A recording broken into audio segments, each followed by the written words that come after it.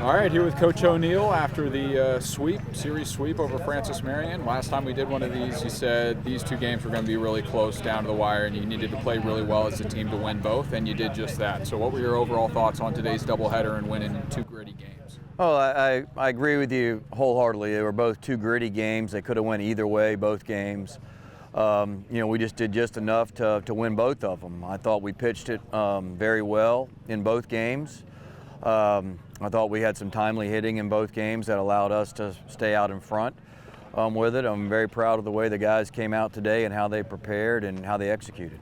Yeah, we saw Casey McCauley in game number 2 there with a lot of speed on the base pass, laying down that bunt and making things happen. What is speed, especially with the stolen bases in game 1s and 2s, what has that done for the team to create chaos on the base paths? Well, when you got some guys who are athletic and they can move around, it obviously puts pressure on your opponents.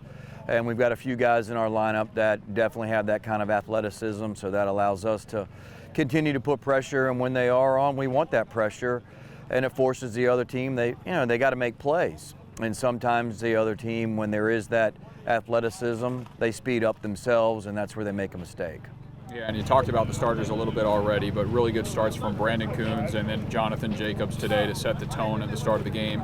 And the Braves jumped ahead early in all 3 games this series, first inning runs. What does that do to help you out? Well, it all starts with the pitcher. Having a clean first inning, being able to go out there, and establish, hey, I'm here, and getting through the first inning with a 0, and we were able to do that. I thought Brandon threw the ball very well. I mean, he took a week off. He didn't make his last start. Come back off a little injury right there, and thought he threw really well for us in the first game. I thought Chase coming in, at the end, and closing it out, did an excellent job pitching, in a high stress, situation. And then I thought Jonathan Jacobs in the second game, pitching that second half of the doubleheader, you got to kind of will your team along. Because you've been out here for a long time, and there's a lot more that goes into it than people realize. And I thought he did a great job. And yes, we scored a couple in the first to give him a little breathing room, and then we had some mishaps there in that inning, and we let them take the lead, and we clawed our way right back into it, and we won the back half of the baseball game. Yeah, and 2 save opportunities capitalized with Chase Jernigan in game 1, and then a stellar performance in game number 2 by Barrow to get the save after walking the bases loaded. With those guys to be calm under pressure like that and to get those saves, what does that mean as you move into deeper games this season and conference play? Well, I think the more times a guy can get out there in a high stress environment, the more they get used to it. The more they know how to slow their heart rate down. They know how to. The moment doesn't get going too fast for them, and that's just experience.